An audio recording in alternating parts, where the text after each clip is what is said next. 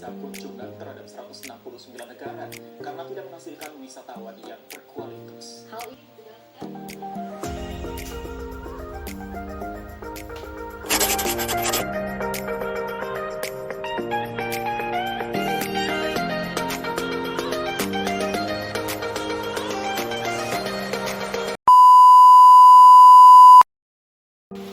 pada tahun 2016, pemerintah Indonesia mengeluarkan kebijakan bebas visa kunjungan yang diatur dalam Peraturan Presiden Nomor 21 Tahun 2016 tentang bebas visa kunjungan.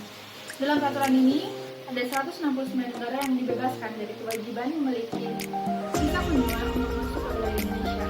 Hal ini berarti ada penambahan sekitar 90 lebih negara ke dalam daftar negara penerima bebas visa kunjungan dari peraturan sebelumnya di tahun 2015. Lalu seperti apa bebas visa kunjungan itu dan bagaimana pembukaannya?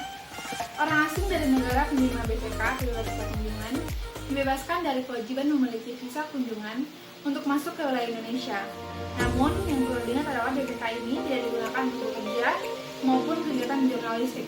Orang asing yang masuk menggunakan BVK diberikan masa izin tinggal kunjungan paling lama 30 hari dan tidak dapat diperpanjang.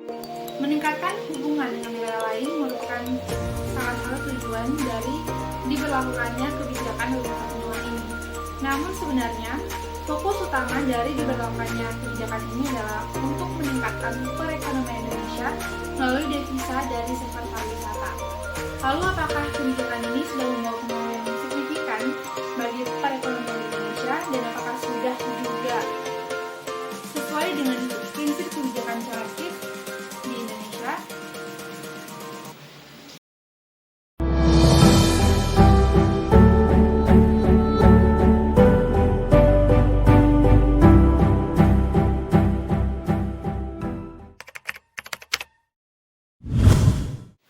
Sejak diberlakukan kebijakan ini, terjadi peningkatan jumlah wisatawan mancanegara yang masuk ke wilayah Indonesia.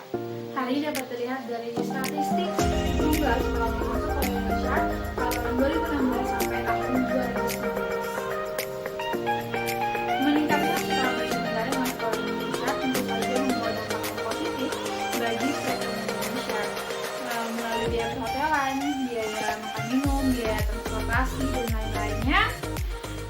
Sudah turut membantu perekonomian masyarakat Indonesia. Dengan masuknya orang asing ke Indonesia, khususnya wisatawan mancanegara, ini memberikan peluang untuk dilakukannya pembangunan infrastruktur oleh pemerintah seperti bandara, jalan raya, pelabuhan, transportasi, pembukaan akses tempat wisata, dan juga pemeliharaan fasilitas umum untuk menarik wisatawan asing masuk ke negara Indonesia. Walaupun memiliki dampak positif yang baik untuk Indonesia, kebijakan bebas visa kunjungan ini juga membawa dampak yang negatif. Salah satunya adalah penurunan PNBP atau penerimaan pajak angkutan negara. Negara diperkirakan mengalami kerugian sebesar 35 US dollar per orang untuk tiap kunjungannya. Selain itu, peningkatan jumlah wisatawan mancanegara yang masuk ke Indonesia tidak sebanding dengan jumlah tugas migrasi yang ada di Indonesia, sehingga pengawasan dilakukan kurang maksimal. Berdasarkan pernyataan mantan Direktur Jenderal Imigrasi Roni Sompi, petugas imigrasi yang dimiliki Indonesia saat ini berjumlah kurang lebih 8.000 petugas. Sedangkan Malaysia yang memiliki wilayah lebih kecil dari Indonesia memiliki 12.000 petugas, dan Singapura dengan wilayah yang terbilang cukup kecil memiliki sebanyak 6.000 petugas imigrasi. Ini berarti perlu dilakukan penambahan SDM imigrasi yang terlatih agar pengawasan dapat dilakukan dengan optimal.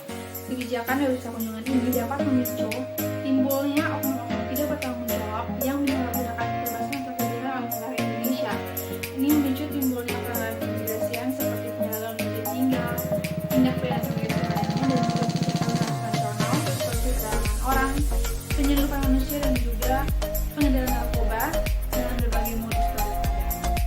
Kita ketahui imigrasi Indonesia menganut prinsip kebijakan selektif di mana hanya orang asing yang memberikan manfaat dan juga tidak membuahkan keamanan negara yang boleh masuk ke Indonesia. Dan kata lain dapat dikatakan bahwa kebijakan selektif ini mengambil dua pendekatan, yaitu pendekatan keamanan dan juga pendekatan kemakmuran.